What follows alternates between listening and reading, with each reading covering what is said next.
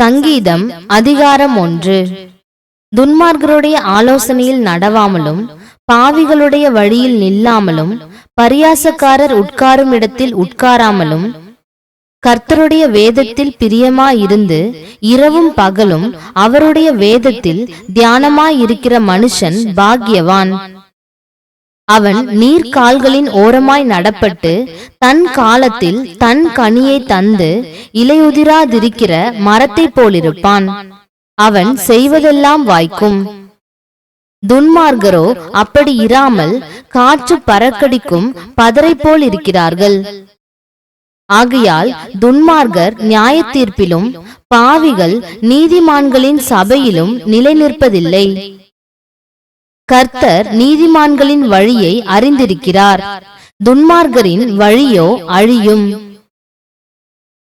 அதிகாரம் 2.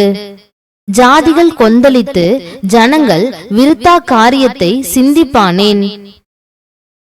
கர்த்தருக்கு விரோதமாகவும் அவர் அபிஷேகம் பண்ணினவருக்கு விரோதமாகவும் பூமியின் ராஜாக்கள் எழும்பி நின்று அதிகாரிகள் ஏகமாய் ஆலோசனை பண்ணி அவர்கள் கட்டுகளை அறுத்து அவர்கள் கயிறுகளை நம்மை விட்டு எரிந்து போடுவோம் என்கிறார்கள். பரலோகத்தில் வீற்றிருக்கிறவர் நகைப்பார், ஆண்டவர் அவர்களை இகழுவார்.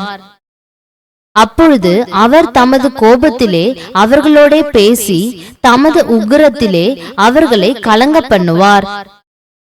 நான் என்னுடைய பரிசுத்த பர்வதமாகிய சியோன் மீதில் என்னுடைய ராஜாவை அபிஷேகம் பண்ணி வைத்தேன் என்றார். தீர்மானத்தின் விவரம் சொல்லுவேன். கர்த்தர் என்னை நோக்கி, நீர் என்னுடைய குமாரன், இன்று நான் உம்மை ஜெனிப்பித்தேன். என்னை கேளும், அப்பொழுது ஜாதிகளை உமக்கு சுதந்திரமாகவும் பூமியின் எல்லைகளை உமக்கு சொந்தமாகவும் கொடுப்பேன். இருப்பு கோலால் அவர்களை நொறுக்கி குயக்களத்தை போல் அவர்களை உடைத்து போடுவீர் என்று சொன்னார். இப்போதும் ராஜாக்களே உணர்வடையுங்கள், பூமியின் நியாயாதிபதிகளே எச்சரிக்கையாயிருங்கள். பயத்துடனே கர்த்தரை சேவியுங்கள், நடுக்கத்துடனே களி கூறுங்கள். குமாரன் கோபம் கொள்ளாமலும் நீங்கள் வழியிலே அழியாமலும் இருக்கும்படிக்கு அவரை முத்தம் செய்யுங்கள். கொஞ்ச காலத்திலே அவருடைய கோபம் பற்றி எரியும். அவரை அண்டிக் கொள்ளுகிற யாவரும் பாக்கியவான்கள். அதிகாரம் 3. கர்த்தாவே, என் சத்துருக்கள் எவ்வளவாய் பெருகி இருக்கிறார்கள். எனக்கு விரோதமாய் எழும்புகிறவர்கள் அநேகர். தேவனிடத்தில் அவனுக்கு இரட்சிப்பு இல்லை என்று என் ஆத்துமாவை குறித்து சொல்லுகிறவர்கள் அநேகராயிருக்கிறார்கள். ஆனாலும் கர்த்தாவே, நீர் என் கேடகமும் என் மகிமையும் என் தலையை உயர்த்துகிறவருமாயிருக்கிறீர்.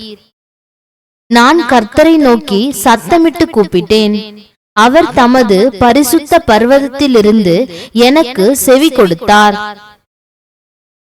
நான் படுத்து நித்திரை செய்தேன், விழித்துக் கொண்டேன். கர்த்தர் என்னை தாங்குகிறார். எனக்கு விரோதமாக சுற்றிலும் படையெடுத்து வருகிற 10,000 பேருக்கும் நான் பயப்படேன். கர்த்தாவே, எழுந்தருளும். என் தேவனே, என்னை இரட்சியும். நீர் என் பகைஞர் எல்லாரையும் தாடியிலே அடித்து துன்மார்க்கருடைய பற்களை தகர்த்து போட்டீர். இரட்சிப்பு கர்த்தருடையது.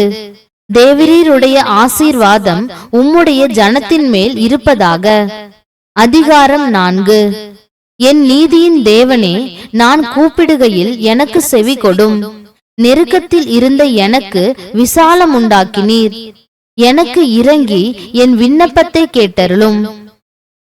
மனுபுத்திரரே, எதுவரைக்கும் என் மகிமையை அவமானப்படுத்தி வீணானதை விரும்பி பொய்யை நாடுவீர்கள்? பக்தியுள்ளவனை கர்த்தர் தமக்காக தெரிந்து கொண்டார் என்று அறியுங்கள். நான் கர்த்தரை நோக்கி கூப்பிடுகையில் அவர் கேட்பார். நீங்கள் கோபம் கொண்டாலும் பாவம் செய்யாதிருங்கள். உங்கள் படுக்கையிலே உங்கள் இருதயத்தில் பேசிக்கொண்டு அமர்ந்திருங்கள். நீதியின் பலிகளை செலுத்தி கர்த்தர் மேல் நம்பிக்கையாயிருங்கள். எங்களுக்கு நன்மை காண்பிப்பவன் யார் என்று சொல்லுகிறவர்கள் அநேகர். கர்த்தாவே, உம்முடைய முகத்தின் ஒளியை எங்கள் மேல் பிரகாசிக்க பண்ணும். அவர்களுக்கு தானியமும் திராட்சரசமும் பெருகி இருக்கிற காலத்தின் சந்தோஷத்தை பார்க்கிலும் அதிக சந்தோஷத்தை என் இருதயத்தில் தந்தீர். சமாதானத்தோடே படுத்துக்கொண்டு நித்திரை செய்வேன். கர்த்தாவே, நீர் ஒருவரே என்னை சுகமாய் தங்க பண்ணுகிறீர். அதிகாரம் 5. கர்த்தாவே, என் வார்த்தைகளுக்கு செவி கொடும், என் தியானத்தை கவனியும். நான் உம்மிடத்தில் விண்ணப்பம் பண்ணுவேன்.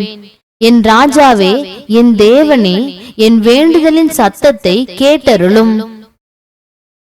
கர்த்தாவே, காலையிலே என் சத்தத்தை கேட்டருளுவீர். காலையிலே உமக்கு நேரே வந்து ஆயத்தமாகி காத்திருப்பேன். நீர் துன்மார்க்கத்தில் பிரியப்படுகிற தேவன் அல்ல. தீமை உம்மிடத்தில் சேர்வதில்லை. வீம்புக்காரர் உம்முடைய கண்களுக்கு முன்பாக நிலை நிற்க மாட்டார்கள். அக்கிரமக்காரர் யாவரையும் வெறுக்கிறீர். பொய் பேசுகிறவர்களை அழிப்பீர். இரத்த பிரியனையும் சூதுள்ள மனுஷனையும் கர்த்தர் அருவருக்கிறார். நானோ உமது மிகுந்த கிருபையினாலே உமது ஆலயத்துக்குள் பிரவேசித்து உமது பரிசுத்த சந்நிதிக்கு நேரே பயபக்தியுடன் பணிந்து கொள்ளுவேன். கர்த்தாவே, என் சத்துருக்களின் நிமித்தம் என்னை உம்முடைய நீதியிலே நடத்தி எனக்கு முன்பாக உம்முடைய வழியை செவ்வைப்படுத்தும். அவர்கள் வாயில் உண்மை இல்லை. அவர்கள் உள்ளம் கேடுபாடுள்ளது. அவர்கள் தொண்டை திறக்கப்பட்ட பிரேத குழி. தங்கள் நாவினால் இச்சகம் பேசுகிறார்கள். தேவனே, அவர்களை குற்றவாளிகளாக தீரும். அவர்கள் தங்கள் ஆலோசனைகளாலேயே விழும்படி செய்யும். அவர்கள் துரோகங்களினுடைய திரட்சியின் நிமித்தம் அவர்களை தள்ளிவிடும். உமக்கு விரோதமாய் கலகம் பண்ணினார்களே.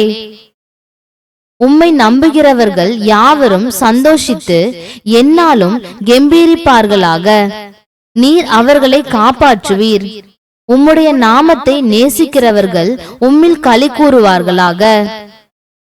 கர்த்தாவே, நீர் நீதிமானை ஆசீர்வதித்து காருண்யம் என்னும் கேடகத்தினால் அவனை சூழ்ந்து கொள்ளுவீர்.